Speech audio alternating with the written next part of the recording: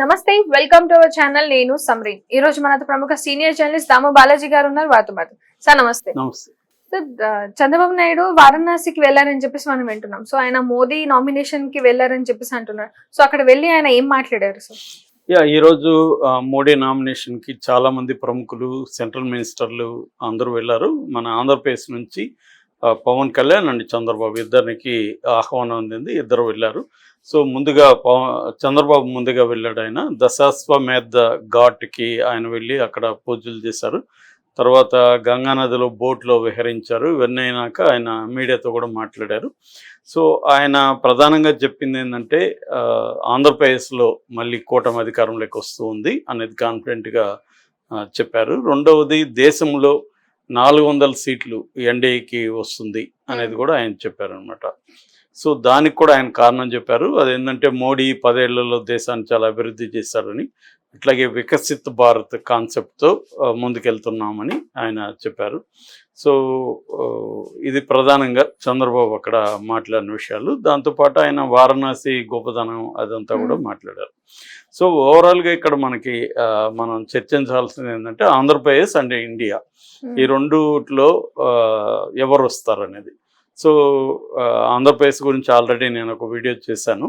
So ఇప్పుడు చంద్రబాబు నిన్న కూడా మాట్లాడారు ఇక్కడ ఆంధ్రప్రదేశ్లో కూడా. ఆయన మాట్లాడింది ఏంటంటే ఒక ఓటర్ చైతన్యం అనేది ఈసారి బలంగా కనిపిస్తుంది. ఇది ప్రజాస్వామ్యానికి అవసరం. సో ఖచ్చితంగా మేము అధికారంలోకి వస్తున్నాం, మేము గవర్నమెంట్ ఫామ్ చేస్తున్నాం అనేది ఆయన మాట్లాడాడు. బట్ జగన్ అయితే ఇప్పటివరకు ఏమీ దీని మీద ఓపెన్గా మాట్లాడలేదు. ఎన్నికలు అయినాక ఆయన ఓటు వేసినాక మామూలుగా మీడియాతో కాన్ఫిడెంట్గా మాట్లాడారు తప్ప ఈ ఓటింగ్ అయిపోయినాక జగన్ మీడియాతో మాట్లాడలేదు. మామూలుగానే జగన్ మీడియా సమావేశాలు అనేవి ఆల్మోస్ట్ బెటర్ ఆయన. సో ఆయన తరపున సజ్జల మాట్లాడాడు. సజ్జల కూడా కాన్ఫిడెంట్గా ఉన్నాం, తెలుగుదేశాన్ని ఓడిపోతుందని వాళ్ళకి అర్థమైంది, అందుకని వాళ్ళు మా మీద దాడులు చేశారు, మేము దాదాపు 80 కంప్లైంట్లు నిన్న ఒక్కరోజే ఇచ్చామనేది కూడా ఆయన చెప్పారు ఈసీకి. అయితే తెలుగుదేశం మీడియా కూడా రివర్స్లో వైసీపీ వాళ్ళు ఓడిపోవడం గ్యారంటీ, అది వాళ్ళకి తెలిసిపోయింది, అందుకనే వాళ్ళు ఓటింగ్ శాతాన్ని తగ్గించడానికి వాళ్ళు ట్రై చేశారని వీళ్ళు కూడా ఆరోపించాడు. నిన్న ఉమా కూడా ప్రెస్ మీట్ పెట్టాడు. సో వీళ్ళందరూ కూడా ఆరోపిస్తున్నారు. సో ఈ కాంటెక్స్ట్లో చంద్రబాబు వారణాసిలో మళ్ళీ ఒకసారి కాన్ఫిడెంట్గా మేము అధికారంలోకి వస్తామనేది చెప్పాడు. కానీ గ్రౌండ్ సిచ్యువేషన్ ఆంధ్రప్రదేశ్లో చూస్తే ఎవరికి కూడా 100% కాన్ఫిడెన్స్ ఉన్నట్టుగా కనిపించట్లేదు ఇప్పటికి కూడా. అంటే వస్తామని చెప్తున్నారు కానీ అంటే ఒకవైపుగా స్టాండ్ తీసుకొని ప్రజలు ఒక వేవులాగా జగన్ని ఓడించడానికి వేయలేదు, అట్లాగే ఒక వేవులాగా జగన్ని మళ్ళీ అధికారంలోకి తీసుకురావడానికి కూడా వేసినట్టుగా మనకి కనిపించట్లేదు గ్రౌండ్ రియాలిటీ మనకు వస్తున్న రిపోర్ట్స్ ప్రకారం. అయితే ఇంకా మైక్రో లెవెల్లో డేటా వస్తే అనలైజ్ చేసి మనం చెప్పచ్చు. కానీ ఇప్పుడున్న దాని ప్రకారం అయితే కంపారేటివ్లీ 2019లో వచ్చిన పర్సంటేజే ఆల్మోస్ట్ వచ్చింది. 2019లో 79+5-6 ఎంత వచ్చింది అంటే ఆల్మోస్ట్ 80% 2019లో. ఇప్పుడేమో 78.36 12 అన్నారు. అదంతా బయటకు వస్తే 80 వరకు ఇప్పుడు కూడా వచ్చే అవకాశం. సో సిమిలర్ అటు ఇటుగా అట్లాగే ఉంటుంది. కాబట్టి ఎవరు కూడా చెప్పలేకపోతున్నారు, ఎందుకంటే గతం కంటే ఎక్కువగానే ఓట్లేసి ఉంటేమో చెప్పేవాళ్ళు. మామూలుగా జనరల్ ట్రెండ్ ఎలా ఉంటుందంటే అధికారంలో ఉన్న వాళ్ళు దిగిపోవడానికే ఎక్కువ మంది ఓట్లు వేస్తారనేది జనరల్గా, ఎందుకంటే వ్యతిరేకత వల్ల ఎక్కువ మంది వేస్తారు. ఇదే గవర్నమెంట్ రావడానికి పెద్ద ఇంట్రెస్ట్ చూపించిపోయి ఓట్లు వేయరు అనేది ఎక్కువ. ఎందుకంటే 2019లో కూడా ఓట్ల శాతం పెరిగింది. అంతకుముందు 2014లో 77% ఉండింది, 2019కి వచ్చేసరికి 79+%కి వచ్చిందనమాట. అంటే అర్థమేమి, చంద్రబాబును దింపడం కోసం ఎక్కువ మంది వచ్చి ఓటేస్తారని.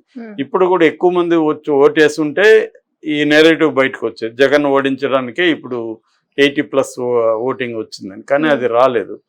సో రాలేదు కాబట్టి ఖచ్చితంగా చెప్పలేకపోతున్నారు ఇరువైపులా కూడా. అట్లని వైసీపీ వాళ్ళు కూడా మేమే అధికారంలోకి వస్తామని ఖచ్చితంగా మనకు ప్రైవేట్ టాక్స్లో వాళ్ళు చెప్పలేకపోతున్నారు. అంటే ఎడ్జ్ మాకే ఉంది సార్, మేము కనీసం ఒక 100 సీట్లతో మేము గెలుస్తామంటున్నారు. సో వీళ్ళు కూడా అదే అంటున్నారు. ఎవరు కూడా మాకు 130, 140 వస్తాయని చెప్పే పరిస్థితి ఇక్కడ లేదు. ఇది ఆంధ్రప్రదేశ్ పరిస్థితి. ఇక మనకి సెంట్రల్కి వచ్చేసరికి ఫస్ట్ పేజ్లో ఉన్న కాన్ఫిడెన్స్ వాళ్ళకి సెకండ్ పేజ్ థర్డ్ పేజీలకి పోయింది బీజేపీకి. ఫస్ట్ పేజ్లో ఉన్న కాన్ఫిడెన్స్ పోయింది, ఎందుకంటే ఫస్ట్ పేజ్లో ఓటింగ్ సరళిని పరిశీలించిన తర్వాత మనం అనుకున్న సీట్లు రావనేది బీజేపీకి అర్థమైనట్టుగా మనకి తెలుస్తుంది. ఎందుకంటే బీజేపీ ఏం టార్గెట్ పెట్టుకునిందంటే బీజేపీకి సోలోగా 370 సీట్లు, ఎన్డీఏకి 400 సీట్లు వస్తాయనేది వాళ్ళు టార్గెట్ పెట్టుకున్నారు. కానీ అది కనిపించట్లేదు ఓటింగ్ దీంట్లో. సో అందుకని ఇప్పుడు ఎక్కువ మంది చెప్తున్నది ఏంటంటే మ్యాక్సిమం బీజేపీకి వాళ్ళ ఓన్గా 220 నుంచి 30 సీట్లు వస్తే ఎక్కువ అనేది అంటున్నారు. అట్లాగా వచ్చినప్పుడు పరిస్థితి ఏంటంటే వాళ్ళు డిపెండ్ అవ్వాలి భాగస్వామి పక్షాల మీద డిపెండ్ అయితే అప్పుడు కొయిలేషన్ గవర్నమెంట్ అవుతుంది. అప్పుడు వీళ్ళకి ఫ్రీడమ్ ఉండదు, ఏ నిర్ణయం తీసుకోవాలన్నా అందరిని ఒప్పించాలి. అప్పుడు అందరూ ఒప్పుకోవడం కష్టం అవుతుంది. రెండోది ఏంటంటే ప్రతిపక్ష నాయకుల్ని జైళ్ళల్లో పెట్టడం, ఇవన్నీ కూడా అప్పుడు వాళ్ళు ఇష్టం వచ్చినట్టు చేయలేరు, ఎందుకంటే విమర్శలు వస్తాయి. ప్రతి రాష్ట్రంలో కూడా రాష్ట్ర ప్రభుత్వం వాళ్ళతో ఉండాల్సి వస్తుంది. ఇప్పుడు చంద్రబాబు ఉన్నాడు ఫర్ ఎగ్జాంపుల్, రేపు చంద్రబాబు సరిపోకపోవచ్చు, జగన్ అవసరం కూడా వాళ్ళకి రావచ్చు. కానీ కనీసం ఇప్పుడు రాజ్యసభ దీంట్లో జగన్కి 11 మంది ఉన్నారు, 2 ఏళ్ల పాటు చంద్రబాబుకి 0 ఉంటుంది. సో ఈ కాంటెక్స్లో జగన్ అవసరం అక్కడ ఉంటుంది. కాబట్టి జగన్ని బెదిరించడం కానీ ఇంకొకటి చేయలేరు. సో రాష్ట్రాలు వాళ్ళని ఇంటర్న్ బెదిరిస్తాయి, ఎందుకంటే రాష్ట్రాల మీద డిపెండ్ అయ్యి కదా సెంట్రల్ గవర్నమెంట్ ఆధారపడి ఉంటుంది, రాష్ట్రాల్లో ఉన్న పార్టీల మీద డిపెండ్ అయ్యి. సో అది బీజేపీని భయపెడుతున్న అంశం అన్నమాట.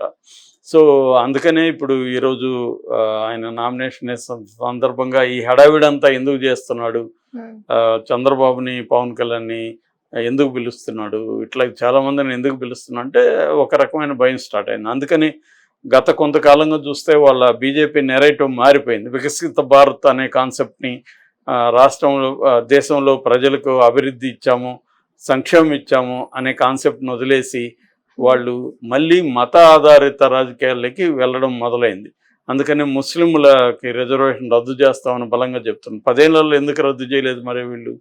సో క్లియర్గా ఏంటంటే ఎన్నికల కోసం ముస్లింల మీద యాంటీగా హిందూ ఓట్లని పోలరైజ్ చేసుకుందాం, కన్సాలిడేట్ చేసుకుందాం అన్న ఒక ఇది కనిపిస్తుంది. నిజంగా వాళ్ళకి ముస్లింల మీద వ్యతిరేకత ఉంటే ఈ రిజర్వేషన్ ఎప్పుడో 10 ఏళ్లలో చేసి ఉండాలి కదా, చేయలేదు. ఇవేంటంటే ఎన్నికల కోసం క్లియర్గా చేస్తున్నారు. అట్లాగే కాంగ్రెస్ ముస్లింలకు ప్రోగా ఉందన్న నెరేటివ్ను కూడా బలంగా తీసుకొస్తున్నారు. దీనికి కారణం ఏంటంటే ముస్లింలు ఎట్లాగూ బీజేపీకి ఓటు వేసే పరిస్థితి లేదు. ఈసారి స్ట్రాంగ్గా ముస్లిం బెల్ట్ అంతా కూడా మోడీని ఓడించాలని కంకణం కట్టుకున్నారు. దానికి కారణం ఏంటంటే సిఏఏ కావచ్చు, సిటిజన్షిప్ యాక్ట్ కావచ్చు, లేకపోతే ఉమ్మడి పౌరసత్వం కావచ్చు, ఇవన్నీ కూడా తీవ్రంగా దేశవ్యాప్తంగా ఉద్యమాలు వచ్చాయి. ముఖ్యంగా ముస్లింలు పెద్ద ఎత్తున పాల్గొన్నారు, వాళ్ళు కాంగ్రెస్ సపోర్ట్ కూడా చేసింది. అందువల్ల ముస్లింలు ఈసారి ఏంటంటే కాంగ్రెస్ని గెలిపిద్దాము లేదా ఇండియా కూటమి గెలిపిద్దామని డిసైడ్ అయ్యారు. మీకు ఇక్కడ తెలంగాణలో చూసినా ముస్లిం పాపులేషన్ అంతా కూడా మేజర్గా కాంగ్రెస్కి వేసింది. కర్ణాటకలో అయితే క్లియర్గా కనపడుతుంది, ఎందుకంటే కర్ణాటకలో చాలా పెద్ద ఎత్తున సిఏఏ వీటికి వ్యతిరేకంగా ఉద్యమాలు వచ్చాయి. ఎన్ఆర్సీ, సిఐఏ వీటికంతా ఆ ఉద్యమాలలో అన్నిట్లో కూడా కాంగ్రెస్ పార్టిసిపేట్ చేసింది ముస్లింలు చేసిన ఉద్యమాల్లో. సో అందుకని ముస్లింలు ఈసారి ఏమంటే ఈసారి మనం ఓవైసీని కూడా నమ్మొద్దు, ఓవైసీ కూడా చేల్చడానికి వస్తున్నాడు, మనం క్లియర్గా మోడీకి వ్యతిరేకమైన కాంగ్రెస్కు లేదా ఎన్డీఏ ఇండియా కూటమి వాటికి వేద్దామని డిసైడ్ అయిపోయారు. తమిళనాడులో స్టాలిన్ కావచ్చు, ఇక్కడ రేవంత్ రెడ్డి కావచ్చు, అక్కడ సిద్ధరామయ్య కావచ్చు, ఇలాగా డిసైడ్ అయ్యారు వాళ్ళు. సో ఇది భయపెడుతుంది బీజేపీని.